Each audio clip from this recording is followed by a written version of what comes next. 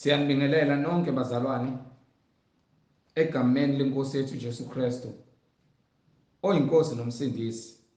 Sizovula ngomkhuleko Baba egameni lenkosi yethu Jesu Kristu, wena uNkulunkulu onamandla, oyinkosi nomsindisi. Maselingcwelisa igama lakho Nkosi yethu Jesu Kristu. Intando yakho yenziwe ezimpilweni zethu. Usithethelele namacala ethu.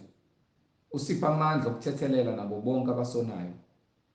Ungasingenise ebulingweni, kodwa Nkosi uzusindise kokubi. Ngokuba umbuso ngowakho namandla nobukhosi kuze kube phakade. Amen. Ngizocela kubo bonke abantu abalalele njengamanje basheshise bathatha amabhayibheli ukuze sibe nokuqonda nokwazi ukuthi uNkulunkulu masithi siyakholwa, masikholwa ukuthi uJesu Kristu uyinkosi nomsindisi empilweni zethu, iyona yiphi indlela ekumele sihambe ngayo,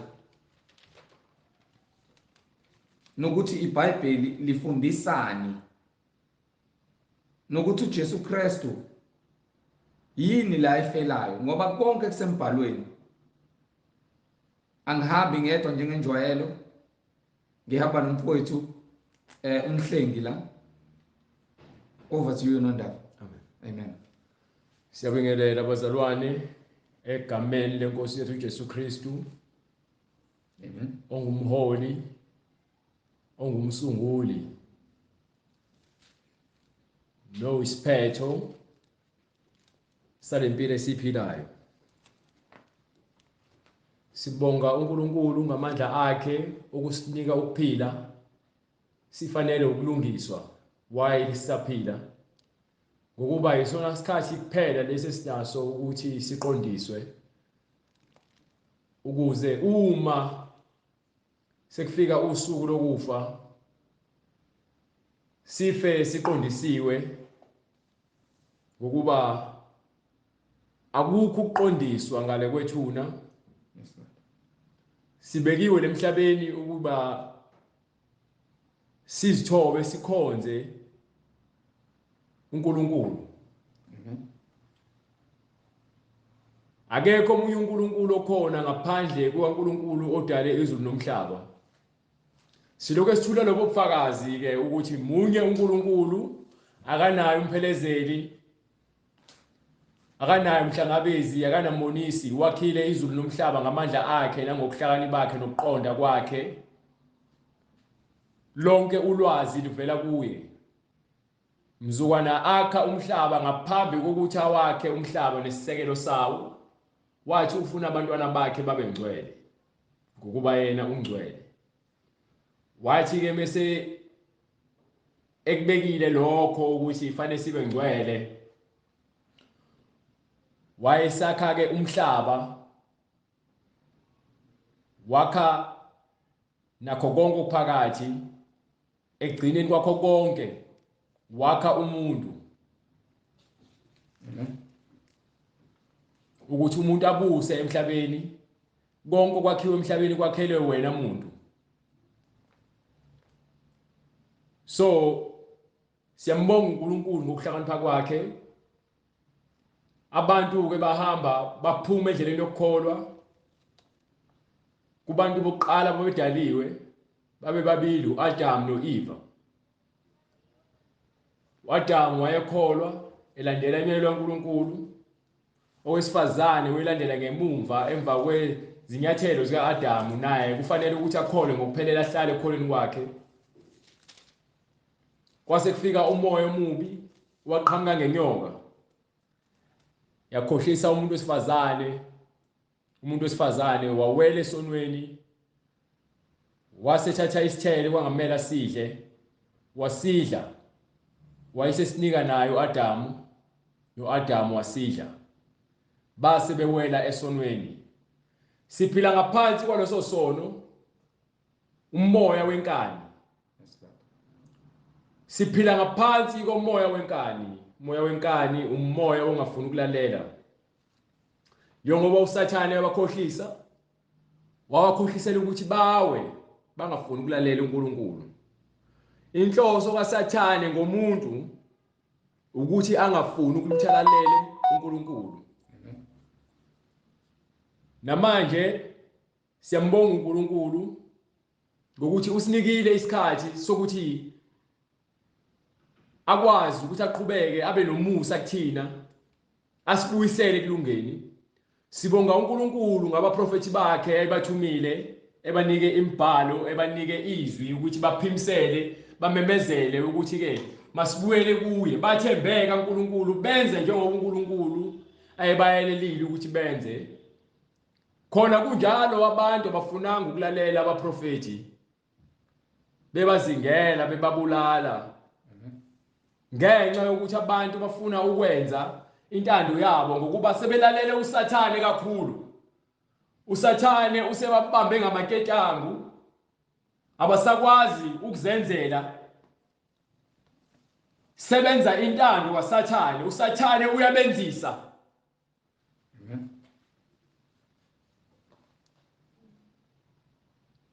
Wanika abaprofeti isiprofethi sokuthi ke uzoza yena uqobo lwakhe ngenkazimulo, abe phakathi kwethu, aqhubeke azosilethela umusa neqiniso, ngokuba ke sihlulekile ngokuqala ngesivumelwano esinike sona. Namanje kusaliwa loyo mpi leyo ukuthi ke thina silungiswe. Ingakho afika enyameni uNkulunkulu, wahlala kwindodana yakhe uJesu Kristu.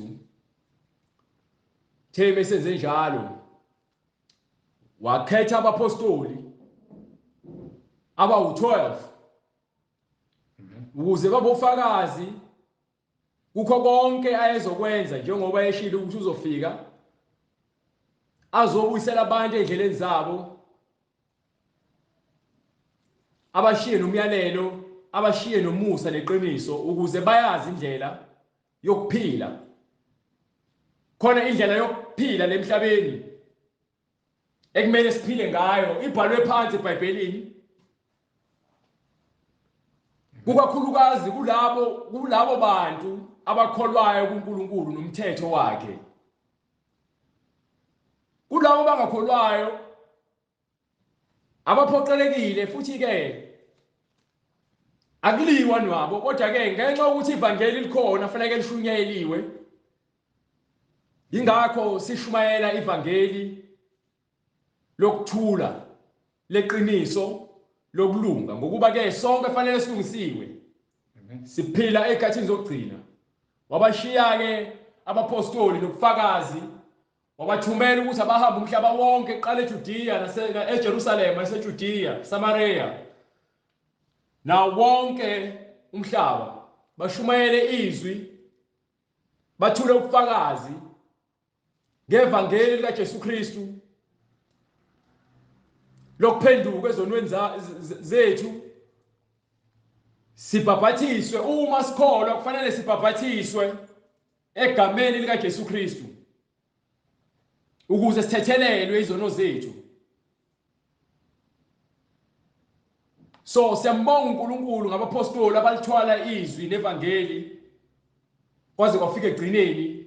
Khona kunjalo behlukunyezwa, beshawa, bebulawa njengabaprofeti, kodwa walifela izwi, njengoba naye uJesu Kristu bambulala, bembulalela lona ivangeli. Yes, Lord. Abaphiki uKristu basekhona namanje, babekhona endulo. So akuyona into entsha uma uhulumeni osibusayo ebeka imithetho noma enuka abantu amalungelo ukuthi benze izinto eziphambene nomyalo kaNkulunkulu kanye nomthetho kaNkulunkulu. Lokho akukusha. Ingakho simile lana sithi ke sizoqhubeka simemezele ukuze labo abakhethiweyo nalabo ababiziweyo balandele izwi likaMalusi, izwi likaJesu Kristu, izwi lenkosi uJesu Kristu. Yes, Lord. So khona kunjalo ke kumabheketshwane abantu bakha izinkolo zabo ngapha left, right and center. Ongiphi incwadi kaGenesis? Ngifuna nje ukuhlaba ngihlikize chapter 2 verse 18 and verse 21. Qala verse 18. Hallelujah. uNkulunkulu wadala uAdam, wayeselandela wadala uEve. Wadala uAdam noEve. Asikakoze wesithathu kuthiwa khona wadala phakathi nendawo. Babili abadala. Wathi ke mabazalane bande. Ngoba lo munye wamenza umfazi wakhe uEve, umfazi kaAdam. uAdam umkhwenyana noma indoda noma umyeni kaEve. Incwadi uGenesis isahluko sesibili verse 18. uJehova uNkulunkulu wathi akukuhle ukuba umuntu ahlale yedwa. So uJehova uNkulunkulu wathi akukuhle ukuthi umuntu asemakhile uAdam abe yedwa. Ngizakumenzela umsizi onjengaye. So ukuze kube khona ukuchitheka kwesizungu naye azibone ephilela isizathu. uNkulunkulu wasethi ke ngoba unesizungu mehedwa fanele abe nomsizi. Ingakho kuyena kuverse 21 uJehova uNkulunkulu wamehlisela umuntu ubuthongo. So wayesemehlisela uAdam ubuthongo obunzima obujulile. walala. Wayesethatha olunye lwezimbambo zakhe wavala indawo ngenyama. So uthi umbhalo ongcwele okuphuma kuNkulunkulu uJehova wayesenza ukuthi uAdam alale ubuthongo obujulile obunzima obunzule. Yes Lord.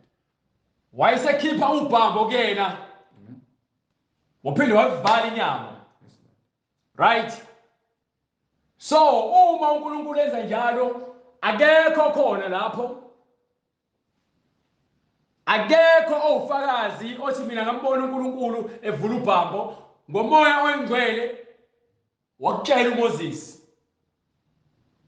uMoses uyakwazi, uJoshua uyakwazi, incwadi yamaJubilees iyafakaza ukuthi uNkulunkulu zu3 incwadi zifakaza into eyodwa. Abantu abahlukene ababhala le incwadi ngezikhathi ezihlukene kakhulu. Do you understand? So ke ithi iBhayibheli konke okubhaliwe ngaphambilini kwabhalelwa thina ukuthi ke sifunde siqonde ukuze sikholwe siphile ngokwethemba. Yes Lord. Iphinde ithi incwadi akekho noyedwa oseke wabona uNkulunkulu ngaphandle kwendodana ekuyiyona eyehla ivele ezulwini. Yes Lord. Ekuyiyo futhi eyakhuphuka yaya ezulwini. Amen. So uNkulunkulu wakha ke uAdam noEve the esalikhiphile ubhambo. Yes Lord. Hallelujah. uJehova uNkulunkulu wamehlisela umuntu ubuthongo obunzima walala. Wayesethatha olunye lwezimbambo zakhe wavala indawo ngenyama. uJehova uNkulunkulu wakha owesifazane ngobambo abeluthathile kumuntu. So uAdam uqala wakhiwe enhlabathini, uwesifazane wakhiwe ngobhambo lwendoda. Yes Lord. Wamakha wamqeda, kwase kwenzakalani esemakhile wamqeda? Hallelujah. Wamyisa kumuntu. Wathatha lo muntu wesifazane wamusa kuyindoda. Yes Lord. wayesethi umuntu lo igama lakho Adamu, wayesethi uAdamu, lo useyithambo lamathambo ami nenyama yenyama yami, uyakubizwa ngokuthi yindodakazi ngokuba uthathwe endodeni. Lalela, umuntu wesifazane ubaluleke kabi uNkulunkulu. Umuntu wesifazane ubaluleke kabi endodeni. So uma wena umuntu wesifazane noma umuntu wakho enhlaje naye, ungamhloniphi umuntu wesifazane, ungamniki indawo, ngifuna ukukucacisela nje ngikubekele kwesobala. Umsebenzi womuntu wesifazane ngenxa yokuthi ke uNkulunkulu ubekile umthetho ukuthi umuntu wesifazane uyakulangazelela indoda yakhe kuphela. Uma ke so ushadile, umsebenzi wakho wena umuntu wesifazane ukuthobela indoda yakho. Ukuthoba, kabantu ukuthoba ukuzehlisa. Uma uzehlisa ulalela indoda yakho.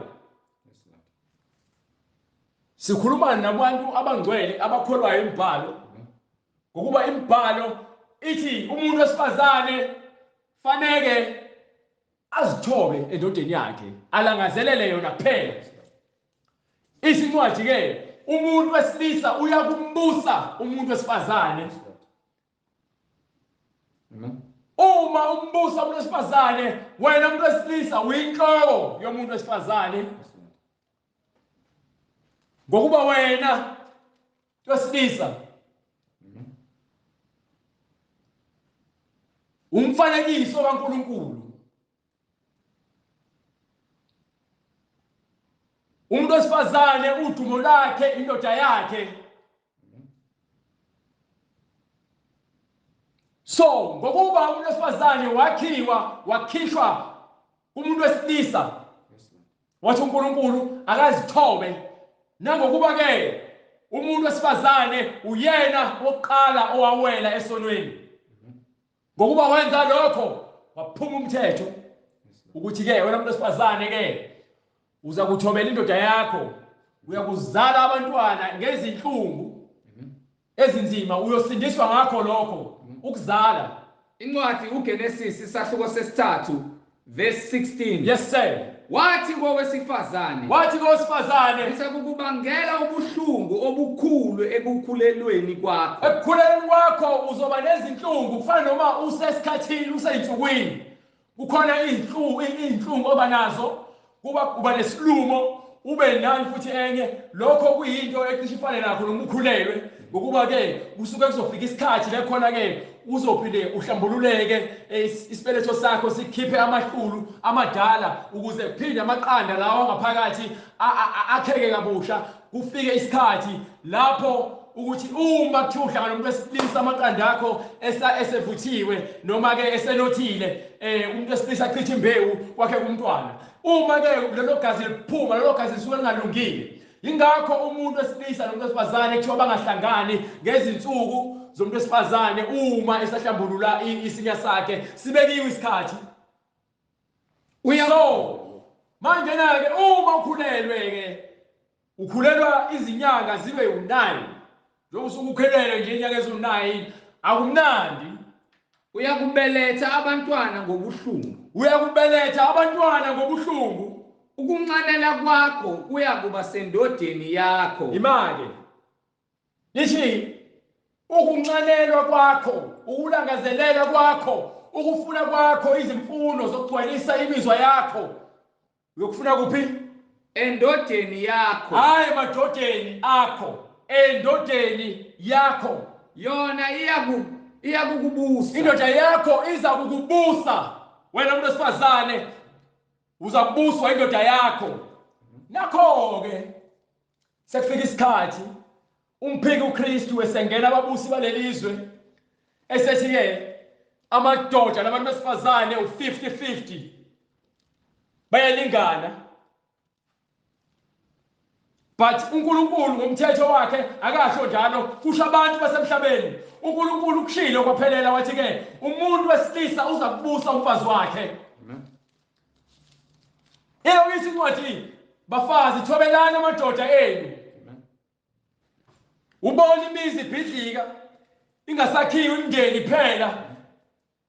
Ngokuba ke ever since uMoses wanika abantu isitifiketi umthetho ukuthi abantu abadivorce, khona abantu abasabambelele lapho ekutheni badivorce kodwa abantu bangcwele. Incwadi kwabase-Efesu isahluko sesihlanu, Yebo, verse 22, abafazi mabathobele amadoda abo kungathi kukuyo inkosi. So njengoba ke sithi siza kuNkulunkulu siyazithoba, siyamnengela ukuthi thina siyizoni. Uma uyisoni, hallelujah, glory to God, hallelujah, hallelujah, hallelujah, hallelujah, hallelujah. Uma wena uzazi ukuthi uyisoni, hallelujah, glory to God. You understand? Hallelujah, hallelujah, hallelujah, hallelujah, hallelujah, hallelujah. Hallelujah, hallelujah, glory to God. Uma wena uzazi ukuthi uyisoni, you understand ukuthi uma kuthiwa wena kuthiwa phenduka, usho ukuthi wena uyamvumela ukuthi uNkulunkulu ngaphezulu kwakho konke okukhona emhlabeni, konke akushoyo okulungile. So uma uNkulunkulu esho lokhu, fanele ngikwenze, ethi angiphenduke kuze ngithethelele izono zami. So uma uhulumeni walelizwe ethi fanele ngidivorce, babambelele kumthetho waMose, mina ngithi ngiyakholwa ngisindisiwe, mina ngizokwenza lokho okushiwo uNkulunkulu kunokwenza lokho okushiwo umuntu, ngokuba ukusindisa kwami ukusekutheni ngigcine umyalo kaNkulunkulu, hayi umyalo womuntu. Uma ngigcina umyalo womuntu awungashayisani nomyalo kaNkulunkulu, ungaphambana kancane. You understand? So uma ke uzithoba uNkulunkulu uthi usindisiwe, ngiyafisa ngabe kuthiwa le message ngishumela ngesingisi nangesizulu ukuze bonke abantu bayizwe. Ngokuba ke kufanele bonke abantu bazizwe lezi zinto lezi ngoba sibalekile. Baningi abantu abazoyibhujisweni, abazoyesihogweni ngenxa yohulumeni walemhlabeni. Umbhalo ubhalwe kahle phansi, baningi abantu ama-Christians noma amaKristu abashadile asebeshade badivorce, bashada nabanye abafazi. Kodwa abantu bayakholwa, baphikisana nemibhalo, uma bakhombisa imibhalo bafuna ukulwa. Hallelujah. Yini?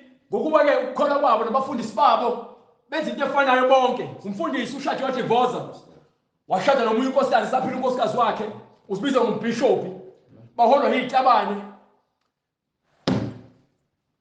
So isincwadi abafazi mabathobele amadoda abo njengokuba ke bezithoba nakuNkulunkulu. So uma isho njalo umbhalo awuna excuse. No. Yokuqinisa ikhanda ufuna ukutshela ukuthi wena unelungelo onikwe umuntu walemhlabeni ozofa naye njengawe. Uphike ilungelo likamoya ongcwele ngenxa yokuthi wena ufuna ukugcwalisa inkanuko zakho. Yini? Washada ke uDlamini noma uMthembu noma uSandile ngoba naku esebenza kahle. Usephelele umsebenzi awusamfuni. Usufuna manje umdlalose. Umdlalose ushadile. Nomunye unkosikazi naye ufuna ukuhlukanisa nonkosikazi wakhe ngoba unkosikazi wakhe ukuhlaza. Akakwazi ukuzithoba. Kodwa abantu bayakholwa. Bahamba bayosandaza, bayothandaza esontweni, athandazele ukuthi ke uNkulunkulu amsindise. Uzosindisa kanjani uNkulunkulu wena ungcolile? Ungafuni ukulalela imiyalo yakhe. Ngoba ukuqala kwakho ukuhlakanipha ukumesaba uJehova. Incwadi Intshumayelo isahluko 12 verse 13. Yes sir. Nakho ukuphela kwendaba. Nakho ukuphela kwendaba. Lapho sekuzwakele konke. Lapho yabona lokhu sekuzwakele konke sewuzobhubha umhlaba uphele. Mesabe uNkulunkulu. Saba uJehova. Ugcine imiyalo yakhe. Fanele umsaba uJehova, ugcine imiyalo yakhe ngokuba uma ungagcina imiyalo kaJehova wena uyesihogweni. So umuntu wesifazane fanele athobele indoda yakhe umyalo oqhamuka kuNkulunkulu. So manje na-ke amabandla agcwele iziphingi, agcwele izifebe, agcwele abantu abakhonza izithombe nezithixo, agcwele abantu abamasela. Yini? Abantu bakhohlakele. Lalela hambe kwincwadi yeLeviticus chapter 18 verse 6. Siza ukuthi uNkulunkulu uthini emabandleni noma ebandleni lakhe engcwele. Ngokuba ke uNkulunkulu wadala umuntu wesifazane nomuntu wesilisa, wahlanganisa baba inyamanye. Lokho okuhlanganiswa uyena akekho osangahlukanisa, washo njalo uJesu Kristu. So uma esho njalo uJesu Kristu, uMose wabavumela ukuthi benze lokho ukuthi badivorce, kodwa uJesu Kristu wafika wathi ayingasenzeka leyo nto leyo. Noapostoli Paul wafika wagcwalisa wathi ke uma umuntu wesifazane eshadile ngokomthetho uboshelwe endodeni yakhe. Hambe kwincwadi yaseKorinte chapter 7 before ufike lapho. Incwadi yokuqala yaseKorinte.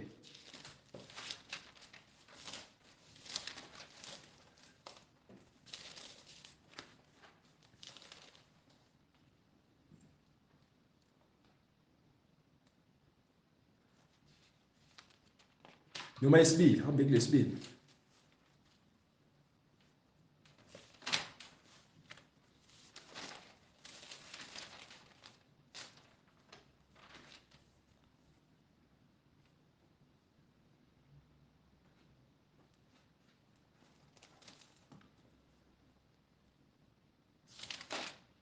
Ayiphinda kuloqala.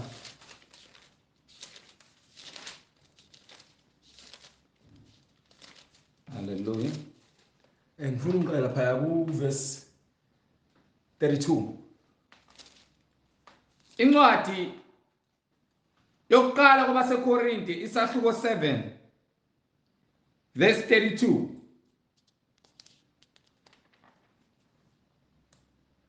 Kepha ngifuna ukuba Awuqala phambi verse 11. Incwadi yokuqala kwabaseKorinte isahluko 7 Awuqala phambi verse not verse 7 verse 10.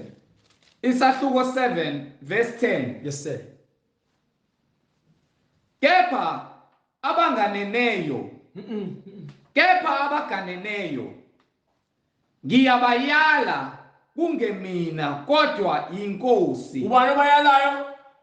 Inkosi. So uma siyalwa inkosi, umpostoli Paul uthi uyobani uJesu Kristu ukuthi ke akashumayela igospel. So uma nje bakuthiwa akashumayela igospel, uyishumayela kulabo abangabona amaJuda. Kodwa ke uphethe the same message ephethwe amaJuda. So uma umpostoli Paul ekhuluma le message ethi uyithatha kuNkulunkulu, ngoba uNkulunkulu wasibonakalisa ke. Lalela hambe kwincwadi yezenzo before ubuye lapho before sigcwalise ukuthi umpostoli Paul wahlangana kanjani noJesu Kristu. 26:14. Izenzo 26:14. Hamsheshe. Incwadi yezenzo isahluko 26 verse 14. Kwathi sesiwile phansi sonke emhlabathini. Wathi umpostoli Paul esawusawule ethunyiwe abafundisi abakhulu ukuthi ke ayozingela labo naye wehlisekela ukuthi abulale labo noma bophe labo abahamba ngalowo ndlela, indlela kaKristu abasindisiweyo. Wathi ke esahamba endleleni eDamaseko wasekubaneka washambala indawo zonke base bewaphansi Emhlabathini. Wase waphansi emhlabathini. Ngezwa izwi likhuluma ngolimi lwesiHebheru. Qhamuka izwi lakhuluma kuyena ngolimi lwesiHebheru. Hallelujah. Lithi Saul, Saul. Lathi Saul, Saul. Ngizingelelani na? Ngizingelelani na? Kulukhuni kuwe ukukhahlela ezinkandini. Ukhahlela enkandini. Wayekhanga uSawulu. Kepha mina ngathi ungubani inkosi na? Ungubani wena na? Inkosi yathi mina nginguJesu. Nakho-ke uJesu Kristu esibonakalisa kuSawulu ongumpostoli Paul omzingelayo. Uyamzingela. uNkulunkulu wayesemthatha umpostoli Paul wamfaka endleleni wathi ke sukuma ngoba mina ngine-plan ngawe. I-plan yami ukuthi wena ukwenze lokhu okwenzayo uzokuyeka manje, uzokwenza lokho engizokusho kuwena. Ngizokusindisa ukuze uthwale igama lami ushumayele ivangeli lami. You understand? So uma uJesu Kristu eziveze kuSawulu, ingakho ethiwa kuMpostoli Paul ngokuba ke wabona uJesu Kristu ngenkazimulo. Wasiveza kuyena, wamvula amehlo, wamvula ukuqonda. Wabhaphathizwa egameni likaJesu Kristu. Waseqala eshumayela igospel. So le gospel ayishumayelayo uyinikiwe uNkulunkulu. Akashumayeleni yena. So uma wena unenkinga nezinto ezisho uMpostoli Paul, unenkinga. Awufuni wena ukulalela umyalo kaNkulunkulu, awufuni ukugcina umthetho kaNkulunkulu. Ngokuba yini ke? Uholwa yinkanuko nomoya wokuduka uncamela ukuhlala khona esonweni. Kodwa uthi ungumKristu. You understand?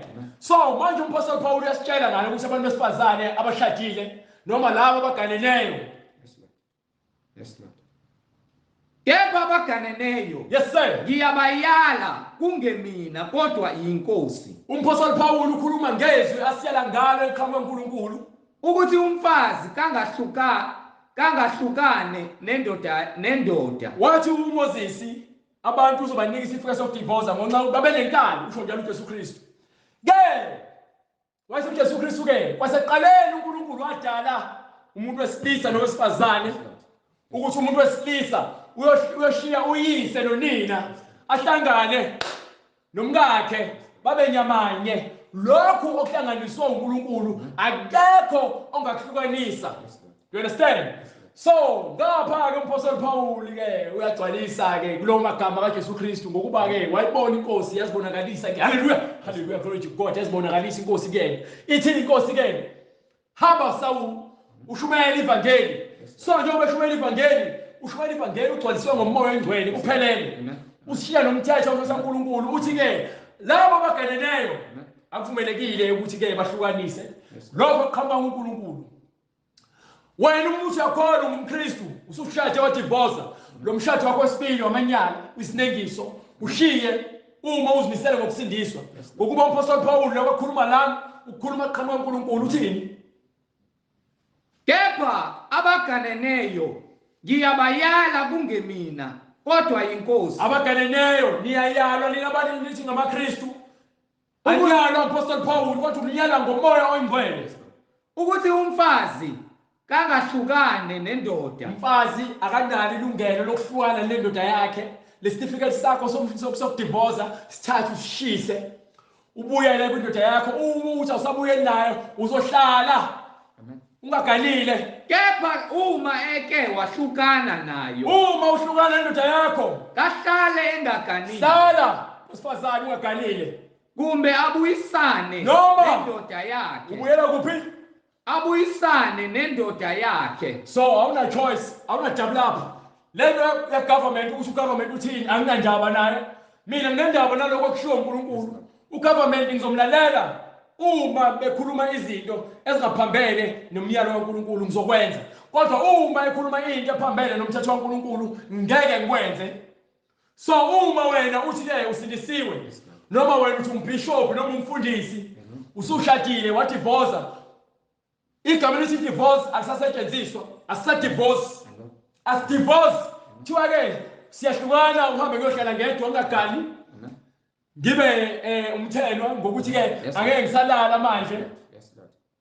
Uma ke kwenzeka ngizifuna ukubuyela kwezothando ngibuyela kunkosikazi wami engamshiya noma esahlukana naye, Abuyisane nendoda yakhe. sibuyisane. Kufanele ke sibuyisane. Uma ukuthi asikwenzi lokho asihlale singenzi lutho ngokuba uma uphuma uhambe uyogana noma uhambe uyophinga wena wandisa umoya omubi, umoya wokungcola, umoya wokuphinga. uNkulunkulu akawufuni ngokuba nathi thina abantu abaphuma ekholweni nabafana nendlalifa yakhe kaJuda uIsrael yaphuma yahamba yofeba ngokomoya. So uNkulunkulu akayifuni lonto ngoba yena uthi uNkulunkulu onomoya, uNkulunkulu onesikhwele okwakhe ufuna kube okwakhe. Yes Lord. Yes Lord. So uma umuntu wesifazane eshadile noma eganile akahlukani nomkhonyana, uma behlukana akafuni uNkulunkulu kwenzeke lokho, kodwa ngenxa ukuthi ke abantu abazi ukuthi bayazenza lezo zinto uthi ke ungayi kogana kwenye indawo, hlala lapho So uma ubishop wakho eseke washada wadivorce Hallelujah. Hallelujah. isiphingi leso akasebenzeli uNkulunkulu. Uma umconfronta ngalento le egoloza Yes, Lord. phuma kulelo sonto lelo.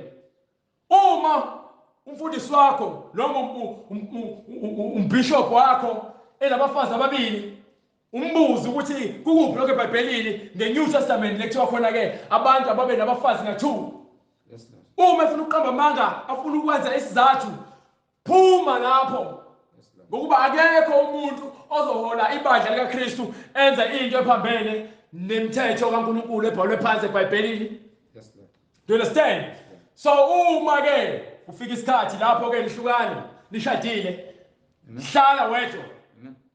Incwadi ngokuka Mateyu isahluko 5 verse 32. Yes sir. Kepha mina ngithi kini yilowo nalowo olahla umkakhe Yilowo nalowo olahla umkakhe kungengenxa yokuphinga uma ulahla umkakho ekuthi ke akakuphingelanga wena nje usuvuka ucasuka nenkanuko zokuthi wena manje usufuna uyofeba umenza aphinge umenza umuntu wesifazane ukuthi naye manje aphuma ayophinga nokuganwa ngolahliweyo nawe wena uthatha unkosikazi olahliweyo uyaphinga. So uma ke niganana nina abantu abalahliweyo like uma ushiya upartner wakho wahamba ogana omunye upartner omunye umuntu nawo lo muntu eshiya unkosikazi wakhe nahlangana nina niyiphingi.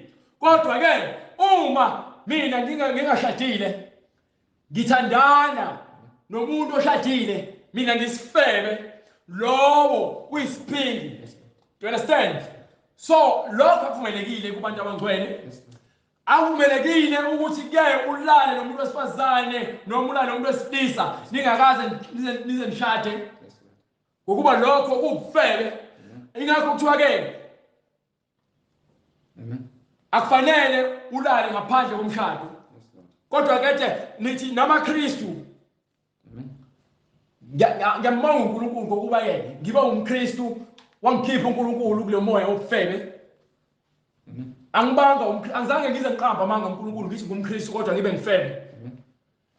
uNkulunkulu ungikhiphile lo moya wangibeka ngaphansi kwesandla sakhe ngayibona lento le. So ingakho ngibila ngitshela ukuthi uma nihleli ngaphandle komshado naze nazala ingane niyafeba nina nifebe. Angikhathanga abathiwa ikhehla nesalukwazi noma uanti nomalume noma ubaba nomama noma usisi nobhuti nina nifebe.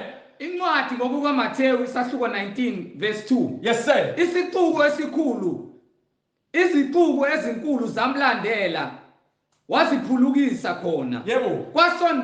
Kwase kusondela kuye abaFarisi. Abafarisi bamlinga bazowenzani? Bamlinga. Abafarisi balwa nokumlinga uJesu Kristu. Bathi kuvunyelwe yini ukuba indoda ilahle umkayo noma ngaliphi icala na? Kuvumelekile ukuthi indoda ilahle umkayo noma ngaliphi icala na? Hallelujah.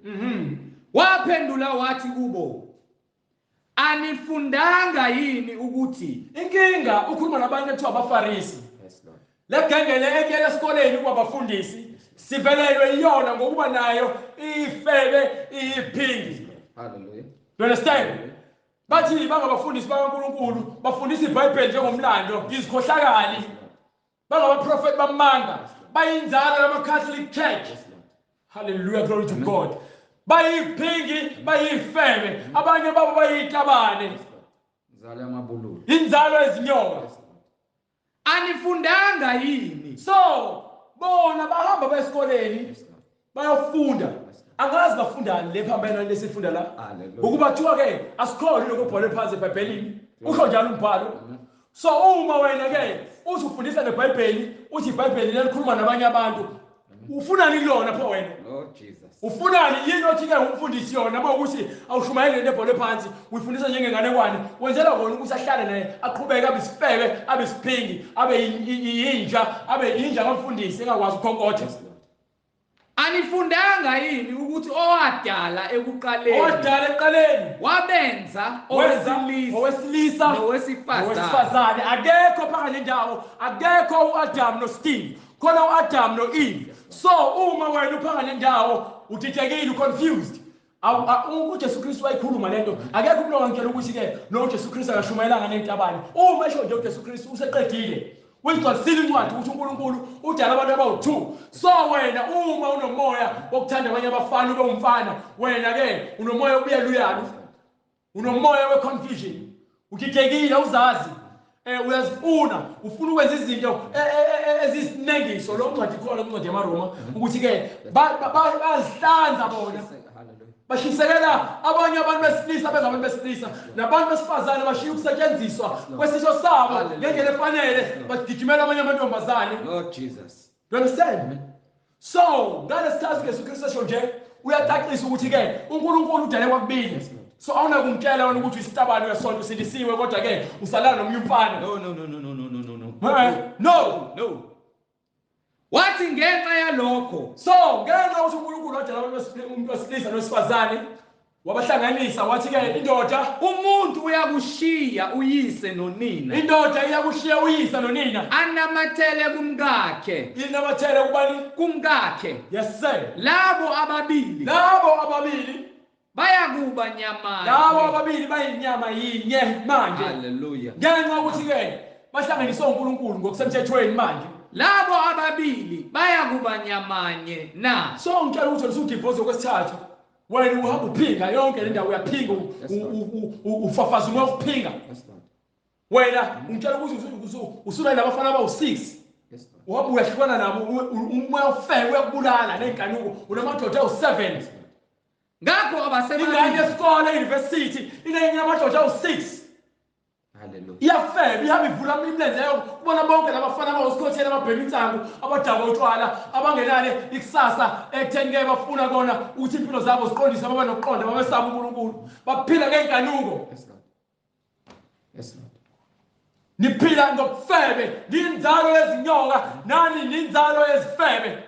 Neziphili. So kuzophumani mawucabanga uzophumani uma nomfundisi wakho ke eyisifebe eyisiphingi. Yini ezophuma? Kuphuma inzalo yamabululu. Yes Lord. Ngakho abasebabili kodwa banyamanye. So manje nayo izincwadi ngakho uMaster Paul ngale ethi ke labo abaganene uthathela le ncwadi exactly. Yes Lord. Hallelujah. Uthi labo abaganene akuvumelekile bahlukanise ngokomthetho. Umthetho ufika ngalo uMaster Paul. Ningalinge inqamba abantu umthetho oqhamuka nawo uJesu Kristu. Ngakho ke lokho okuhlanganisile, lokho akuhlanganisile uNkulunkulu, ngakho lokho akuhlanganisileyo uNkulunkulu. Yes sir. Umuntu makangakwahlukanisi. Akukho yedwa umuntu onelungelo lokuthi ahlukanise alike umuntu isitifiketi sokudivorce abantu bahlukanisa impahla. No. Bathi kuye, pho uMose wayalelani ukuthi makanikwe incwadi yesahlukaniso alahlwe na? Yebo. Wathi kubo, ngenxa yobulukhuni. Ngenxa yani? Yobulukhuni. Ngenxa yani? Yobulukhuni. Ngenxa yentamo ezilikhuni namakhanda eqinile nenhliziyo ezilikhuni. Enhliziyo yenu. Yayizo lonto leyo. uMose wanivumela. Ingakho uMose agcine evumile ukwahlukana nabo omkenu, ukuthi nahlukane namakhosikazi enu. uMose wakuvuma kanjalo ngenxa yokuthi ninamakhanda aqinile, ninenhliziyo ezilikhuni nontamo olukhuni. Anifuni ukulandela umyalo kaNkulunkulu. Sebezozenza umuntu engathi bamkhonze kakhulu uMose, kodwa kwayena bafuna ukumlalela. Kepha kusukela kwasekuqaleni kwakungenjalo. Kusukela kwasekuqaleni kwangenjalo. You understand? Lalelani. Ukule ncwadi le hambele ncwadi leLeviticus chapter 18 verse 6. Sigcwalise ngayo. Hallelujah. Incwadi uLeviticus isahluko 18. Ncwadi leLeviticus isahluko 18 kwe-Old Testament ngaphansi komthetho kaMose. Amen. Awunikwa uNkulunkulu. Lokhu ukubhalela kuphuma uNkulunkulu uqobo lwakhe akusuka kuMoses. Hallelujah. Incwadi uLeviticus isahluko 18 verse 6. Yes sir. Makungasondeli umuntu kwakubo. So ulalela nina ikhohlakali enilala nodade benu, enilala nosisi benu, enilala nezihlobo zenu omzala benu. Lithi iBhayibheli umuntu okholwayo osindisiwe othi ungcwele ngiyabona abantu bezwe izikhohlakali ingane zikaSathane zingayenza lezi zinto ngoba ke imkhuba yabo vele kodwa uNkulunkulu ebandleni lakhe uthini makungasondeli umuntu kowakubo ukumbula ubunqunu bakhe awunalungelo lokulala nosisi wakho wenza amanyala naye nginguJehova kusho bani nginguJehova no kusho uMoses nginguJehova no kusho umhlengi nginguJehova engizolonto le kusho uJehova ubunqunu bukayihlo ubunqunu bukanyoko ungabumbuli khona lezinye ikhohlakali zabafana abantu bese bedaka utshwala balale nonina baphinde balale nezingane zabo ngenxa yokuthi bagcwele umoya okhohlakala babuka lezinto abazibuka kuma TV nezinto kuningi okwenzakalayo abantu abakwenzayo kungamanyala bebe bethike kodwa basindisiwe ngamaKristu nina nikhohlakali ulala nendodana yakhe ingane oyizele ulala nendodakazi yakho ingane oyizalile no Ruben uNkulunkulu omningi hallelujah do you understand uRuben wayefuna ukulala noma wakhe uNkulunkulu wamnikeza okumfanele do you understand ungunyoko ungambuli ubunqunu bakhe ungambuli ubunqunu kwanyoko amen amen ungangeni futhi lekhona uma wakho khona eshintsha ubunqunu bumkayihlo nosisi wakho uhloniphe indawo lekhona ungafuni ukungena ngoba uzombona ugcina sowuvukelwa izinto engafanele kuyisono kona lokho ukuthi ubuke umuntu wakini umbuke umlangazelela ufuna ukulala naye amanyala lawo yizo zonke izinto ekumele sizigweme thina abantu abangcwele yes Lord hallelujah hallelujah ubunqunu bumkayihlo ungabumbuli dlalela lekude noma wakho menqunu bungubunqunu bukayihlo baba wakho kumele abone uma wakho enqunu hayi wena manje na-ke uyayibona imkhuba ebhisha uma wakho unqunu nawe unqunu usisi wakho unqunu hallelujah ngayizwa loo nto leyo ebhisha naba ngey'khindi ey'ncane usisi wakho ufake ubra nama-cleavage avele obala abanye basafaki namabra lawo sebehamba ngamaphendi bamba amaphendi kodwa aveze izinqa nesisho sangasese sinjalo amen yingakho nilangazelelana nithi namaKristiyan enza zonke lezi zinto lithi iBhayibheli-ke fihla umzimba wokuhlaza bakho ngoba uyihlaza ukuthi umuntu ongcwele aveze umzimba wakhe amen fihla umzimba wakho amen ungawambuli noma yikuphi noma kubani ingakho-ke ningavumelekile ukuthi nigqoke amabhulukwe ngokuba-ke umuntu ongcwele akavumelekile ukuthi agqoke ibhulukwe incwadi yeDuteronomy chapter 22 verse 5 amen yonke into ibhalwe phansi ukuze ke labo abakhona ngokweqiniso bazokwenza lokho obhalwe phansi izifebe neziphingi nezoni nanye namadodana olahleko nalabo abaholwa uSathane benza iziganuko zabo abafuni ukwenza lokho obhalwe phansi abantu bangamaKristu baphila ngaphansi komusa umusa kuphi khona incwadi uDuteronomy isahluko 22 verse 5 owesifazane makangagqoki okwendoda umuntu wesifazane angagqoki okwendoda ngokuba-ke abanye wayabona sebehambisa abasaziqondi ugunda ikhathi ugunda ibrush ugqoka amabhulukwe uhamba ubhema insangu uhambe ngazi ukuthi umuntu wesilisa awuyena umuntu wesilisa awuyena umuntu wesilisa awusoze ube umuntu wesilisa umuntu wesifazane unamabele unesitho sokukhipha ingane do you understand so lokho ngeke kuze kushintshe do you understand umuntu wesifazane noma ke kuthiwa-ke akazeza umfana kodwa-ke umuntu wesifazane ugqoka amabhulukwe ebandleni likaKristu akavumelekile yingakho incwadi ithi-ke owesifazane makangagqoki okwendoda angagqoki izinto ezifana ney'mpahla zabantu besilisa gqoka ibhulukwe nendoda mayingembathi ingubo yowesifazane so uyabona manje sinosomisi somisi unengane indala ingane yakhe kodwa usomisi ulala nabanye abafana uma wengane uyaphila usomisi uyaphila ingane iyaphila kodwa usomisi wakhetha ukuthi yena ufuna ukulala nabanye abafana enengane ukuze ubone ukuthi umoya wobuyela uyalu lo ufike uzala ingane ukuthi yolala nabantu besilisa ukhombisa wona ukuthi khona into ekhona engekho kahle kuyena so usomisi kumele aphenduke manje salesikhathi abuyele kuNkulunkulu azisole ngesenzo sakhe ngokuba ke konke lokhu akwenzayo uzojeziselwa kona kanye neqembu lakhe lonke lezitabane. Amakhosi bagqoka iketi, bagqoka ingubo, bafaka amaruji, bafaka amawigi, benza yonke lento le. Usathane unenze show ukuthi unenza ngempela ukuthi nizinyanye, nize nimnyanye uNkulunkulu njengoba naye usathane emnyanye uNkulunkulu. Angikhathali ukuthi ngabe udumeka kanani waziwa bani, unelungelo, alikho ilungelo lokuthi umuntu abe sitabane ekhaya uNkulunkulu. Lelo ilungelo lomuntu. Edukiswa. Njengoba nelungelo lokudivorce laqhamuka kuMose laqhamuka kaNkulunkulu. So siyabhekisisa. Amen. Lezo lonto le. Nendoda mayingembathi ingubo yowesifazane. Umuntu wesilisa akagqokisi komuntu wesifazane Ngokuba yilowo nalowo okwenza lokho uyisinengiso kuJehova konke lokwenzayo ngokuphambana kuyini? Uyisinengiso kuJehova uNkulunkulu wakho. Kuyisinengiso kungamanyala, kuyihlazo ukwenza lokho kuNkulunkulu. Lezo lonto le. Lalela, usabona lencwadi, awuhambe ngencwadi yaseKorinte yokuqala, sahluko 5 from verse 1. Emabandleni kaNkulunkulu noma ebandleni abantu abathi ke bangamaKristu noma ke basindisiwe, awusindiswa kanjani uhlele esonweni?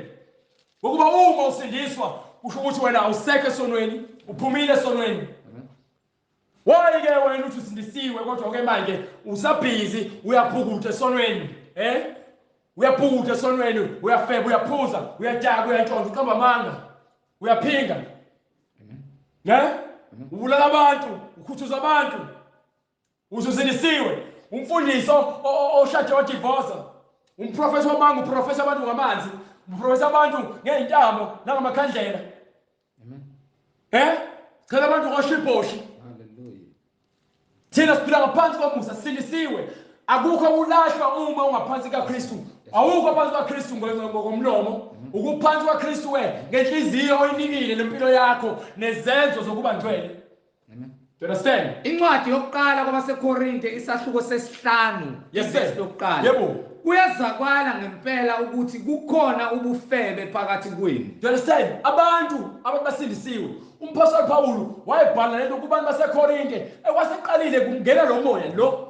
Namanje njengoba ibandla likaKristu liwa ngapha ngapha abantu emasontweni babo bagcwele umoya wani Ufebe. gcwele umoya wobufebe Futhi ubufebe bohlobo olungekho ngisho nakwabezizwe. Ebona lento engenziwa nabantu bangaphandle ebandleni likaKristu.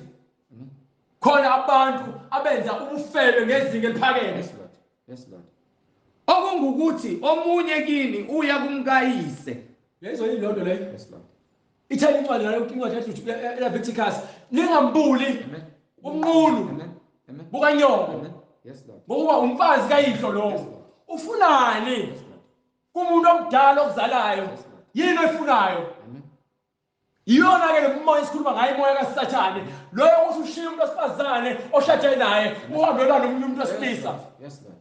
Yes Lord. Iyona le moya esikhuluma ngayo esithi imoya yaSathane, imoya yokudukisa, imoya yobuyaluyalu. Ukuba ke ufuna uku-experience into e-wrong.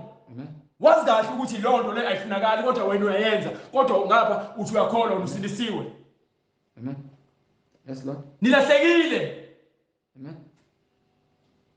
Nilahlekile. Hallelujah. Ngokuba yini nihamba ngemiyalelo yabantu hayi ngemiyalelo kaNkulunkulu.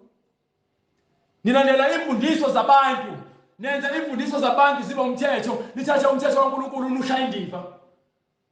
Bese nifuna ukuloke nizijustify.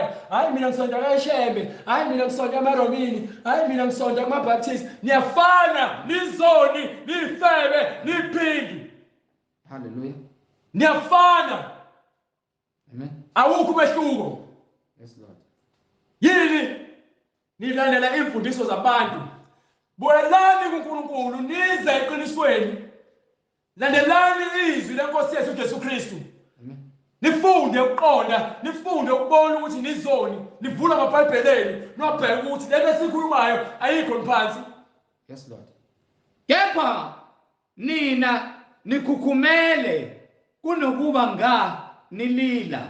Do you understand? Bazikhukhumeza, bazenza abantu awukhuluma naye umuntu uyalwa. Yini lento le usenza ngokuziqhenya ngokuba lo moya kaSathane usuyambusa. Yini abafuni ukuzithoba. Funa ngabe bayakhala bakhalela ukuthi bayizoni, bafuna ukusindiswa. Ukuze akhishwe phakathi kwenu owenze leso senzo. Ukuze kukhishwe umuntu onjani? Owenze phakathi kwenu leso senzo. Uma ke manje ibandla lenkosi uJesu Kristu likhula sihlangene uqhamuka abantu abazoqhamuka nemfundiso yokudukisa nene labo bantu funeka sibakhiphele ngaphandle. Funeka sibakhiphele ngaphandle ngokuba ke bazodukisa izimvu zikaNkulunkulu. Ngokuba umoya obuyaluyana. Ngokuba mina ngokwami noma ngingekho ngomzimba nokho ngikhona ngomoya. Nathi ngokomoya. Ngokuba ke ukhuluma izinto zomoya ngcwele.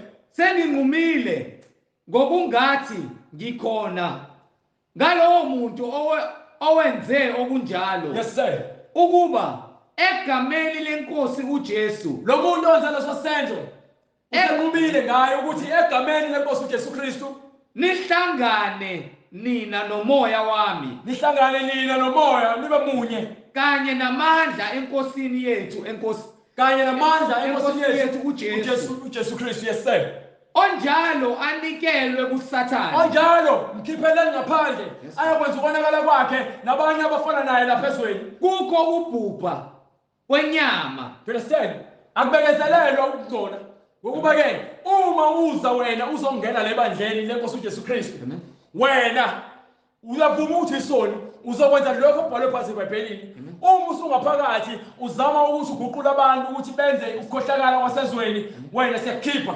Onjalo anikelwe kuSathane. Siyakhipha. Kukho ubhubha kwenyama. Ukuze umoya usindiswe ngosuku lwenkosi uJesu. Do you understand? Hallelujah. Funeka kusindise umoya. Le moya ozoyidukisa la ozoyifaka esifokweni ngemsebenzi kaSathane. Yona le moya esilwelayo ukuthi ke singavumeli. Ingakho ke sishumayela kanje. Sithi ke simi esisekelweni sezwi asikhuluma ukuhlakanipha kwethu. Do you understand? Hallelujah. Akekho umuntu ozozibiza ngomKristu noma ozothi usindisiwe kodwa ke ebenza izinto ezokungcola. Do you understand? Hallelujah. Wonke umuntu ufuna kenze intando kaNkulunkulu ahambe ngemiyalo kaNkulunkulu agcine yonke into ebhalwe phansi ngendlela efanele ayigcine ngayo. Amen. Amen. Do you understand? Akekho lo yedwa umuntu ongashike usindisiwe kodwa manje ubhizi ulala ngaphandle komshado ukipitile useze wazala ingane. No, uma wena usomuntu sosimo phuma lapho ngokuba ke ufuna ukusindiswa. Konke sikhuluma ubhalwe phansi eBhayibhelini. Amen. Hallelujah. Hallelujah. Incwadi yokuqala kumpostoli uPaul uTimotheo isahluko sokuqala verse 20. Yes sir. Verse 19.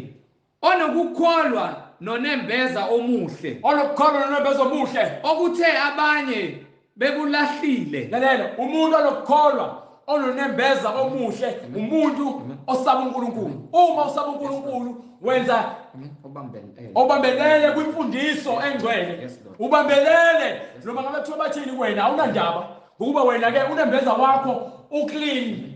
Amen. Umsulwa. Amen. Amen. Ngoba ufuna ukujabulisa uNkulunkulu uzinikele ekukholweni. Awukholelwa nje isizini. No, ukholwa full time, permanent. Othe abanye bekulahlile. Ngokuba abanye bathi bayakholwa ngemilomo yabo kodwa ngeke zenze bayamphika uNkulunkulu. Bamlahlile, balahlile ukukholwa, balahlile iposition yabo. Befelwa umkhumbi wokukholwa. Bafelwa yini? Befelwa umkhumbi wokukholwa. Understand? Bayaminza umkhumbi ucwilile. Ufile umkhumbi, ucwilile umkhumbi ebengihamba ngawo. Sengihamba nina ke emanzini niyakhwiliza straight, niswima kusona isono, niyabhukuda esonweni. Abakubona oHimeneu no-Alexandru abanye babo babekhona ababaliwe angisefoni iBhayibheli lisibuko ukuthi ke emzimbeni kaKristu kufanele siphile kanjani. Emzimbeni kaKristu ngobani kumele sibabheke ngokuba babhalwe phansi nabo babekholwa kodwa baphuma. Engibanikele kuSathane. Banikele kuSathane ukuze balaywe ukuba bangahlambalazi. Ukuze bayalwe ukuba bangahlambalazi. Understand? Kufuneka bazibone ukuthi bayizoni. You understand? Ngokuba ke uma wena usindisiwe hambe kwincwadi yeSekorinte sahluko 5 verse 17. Ngisho yokuqala mbengelo lokuqala uzobheka lesibili ugijima usheshe. Ngokuba uma wena usindisiwe wena manje ukhululiwe. Uma ukhululiwe usuzelwe kabusha ngokomoya ngokuba uJesu Kristu wakhuluma lokho kwiNikodemu. Wathi ke uma umuntu ezelwe noma umuntu uma engazalwanga kabusha ngeke azalibone ifa lomuso kaNkulunkulu. So umuntu kumelwe ukuzalwa kabusha ngokomoya nangokwamanzi. Incwadi yesibili kwabaseKorinte. Uma sowuzelwe ngokomoya nangokwamanzi sowuphendukile ezonweni zakho wena sowuhamba ngokuqonda uyakholwa izwi usufuna isiphiwo sikamoya engcwele. Uma usutholile isiphiwo sikamoya engcwele bese iyagcwalisa incwadi ithini? Incwadi yesibili kwabaseKorinte isahluko sesihlanu verse 17. Yebo. Kanjalo uma umuntu ekuKristu ekuKristu uma usukuKristu uyisidalwa esisha. Bonke okudala kudlulile. Okwakuqala sekudlulile. Bheka. Hallelujah. Hallelujah. Bheka.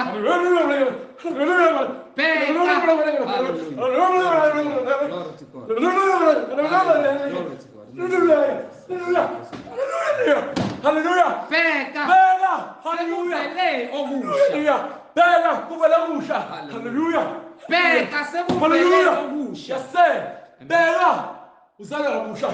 Konke kusha. Kepha konke sekuvela kuNkulunkulu. Konke kuvela kubani? kuNkulunkulu. Akuveli kushembe. Akuveli kuRoman Catholic Church. Akuveli kumhlengi. Konke kuvela kuNkulunkulu. Kepha konke kuvela kuNkulunkulu. Akuveli kuMaphostoli Paul. Owenza ukuba sibuyisane naye. Konke kuvela kuNkulunkulu owenza ukuthi sibuyisane naye. Uma sosindisiwe wakhetha uJesu Kristu. NgoKristu ususindisiwe. Wasimnika inkonzo yokubuyisana. Nikiwe inkonzo yokubuyisana ukuba ngcwele. Phila ngokuba ngcwele. Act 2:38. Hallelujah. Hallelujah, glory to God. Hallelujah. Hallelujah. Hallelujah. Hallelujah. Hallelujah. Hallelujah, glory to God. Uma ukuKristu wisidalwa esisha. Konke okudala kudlulile. Bheka konke kusha. Zonke izenzo zakho zokufeka ushiya ngemuva. Lokho oyobhemayo ushiya ngemuva. Lo moya wakho okudanga utshwala ushiya ngemuva. Lo moya wakho oqambamanga ushiya ngemuva. Umoya okuphinga ushiya ngemuva. You understand? Umoya okufebe nokuba ke umahosha ushiya ngemuva. Umoya ukuba iphoyisa engenamthetho ushiya ngemuva. Umoya ukuthi wena umfundisi wamanga umprofeti wamanga ushiya ngemuva. Ngokuba ke manje usidale hallelujah glory to God usidale esisha. Zonke izinto endala zidlulile. Bheka konke kusha. Umthakathi idlulile konke. Uma sekuKristu uzele kabusha. Inyanga umfuna ngizale kabusha. You understand? Wonke umuntu kufanele azale kabusha. Ahambe ngendlela engcwele. Hallelujah glory to God. Incwadi Zenzo isahluko sesibili. Incwadi Zenzo isahluko sesibili. Verse 37. Verse 37. Sebekuzwa. Basebekuzwa lokho. Bahlabeka enhlizweni. Bathi kuPetru. Bathi kuPetru. Nakwabanye abapostoli. Madoda bazalwane. Siyakwenza njani na? UPetru wayesethi, "Phendukani. Yilowo nalowo abhaphathizwe egameni likaJesu Kristu." Kukuthethelelwa kwezono. Hallelujah. Khona niyakwamukela niyobeselambeliswa isiphiwo sikamoya. Usophiwa isiphiwo sikamoya engcwele. You understand? Ngokuba isithembiso ngesenu nesabantwana benu esabo bonke abakude inkosi eyakubabiza. Hallelujah, glory to God. You understand? Sikumkhuleko. Baba, egameni lenkosi yethu Jesu Kristu, uNkulunkulu onamandla, wena okhuluma nabantu bakho kuzo zonke izinkalo zomhlaba, wonke amakhono amane omhlaba, izwi lakho liphumile, ulikhiphile Baba ngabapostoli bakho ababambelele kuyimfundiso zakho ezokuphila. Baba, abantwana bakho bayalizwa izwi lakho Baba, bahlabe ngoba izwi lakho liyinkemba ecije inhlangothi zonke, licije ngaphezulu kwenkemba ecije inhlangothi zombili, lihlaba ngaphakathi komphefumulo nenyama na wonke amalungu omzimba. Sithi Baba, intando yakho mayenziwe. silingcwelise igama lakho. Abantwana bakho behle baguqe baba, babe yimhlabathi, babe umhlabathi babolingele imbewu. Wena izwi lakho liyimbewu, alingene ngaphakathi kwalo mhlabathi. Bayisole baphenduke baba. Bangene emanzini babhabhathiswe egameni lakho Nkosi yethu Jesu Kristu. Kube ukhona ukuthethelela kwezono zabo, babe yidalo ezintsha. Wena Nkosi ubaxolele ngoba okudala kwabo kuzodlula, babe yidalo ezintsha. Amadodana namadodakazi ombuso wezulu. Wena uphezulu konke. Wena uyinkosi uJesu, oyinkosi nomsindisi empilweni zethu. Nkosi siyawubonga umusa ongaka. Ukuba besifile silahlekile ezonweni zethu, kodwa wena wasibuyisa saba nobudlelwana noNkulunkulu. Siyakwazi ukuthi size kuwe Nkosi, singenakusaba ngoba wena ngubaba wethu. Siyiqhenye sivume izono zethu la siwa khona, sinciphelwa khona umusa. Siyakubonga Nkosi uJesu manje naphakade. Amen. Amen. Sibonge bazalwane, umusa weNkosi nothando. Sizoshiya imininingwane kulabo abafuna ukubhaphathiswa, bayosithinta, nalabo abanemibuzo mayelana neBhayibheli bayosithinta. Inamba bazalwane, sheshisa uthatha ipeni ubhale inamba 066 566 9245. Ngizoyiphinda inamba 066 566 9245. Siyatholakala ke na ku-email address. Mufuna ukubuza kabanzi unabe, i-email address ithi izwilenkosi.ujesukristu@gmail.com. Ngizoyiphinda izwilenkosi.ujesukristu@gmail.com. Siyatholakala na ku-YouTube, ungasubscribe. Mufaka nje ku YouTube uthi search izwi lenkosi uJesu Kristu, uzobe usuthola amanoni asezulwini. Ulalele, usharishe, usubscribe, ucommente. Ngizoyiphinda futhi ku YouTube izwi lenkosi uJesu Kristu. Mufaka ku search ufaka uthi izwi lenkosi uJesu Kristu, uzobe uswathola amanoni asezulwini. Siyatholakala na ku Instagram. Mutype nje ucinga lapha izwi lenkosi uJesu Kristu, uzobe usufollowisha. uJesu Kristu inkosi nomsindisi manje kuze kube phakade. Amen. Amen. Amen. Sibonge bazalwane, siphinde futhi sibonane ngokuzayo uma inkosi ivumile. Amen.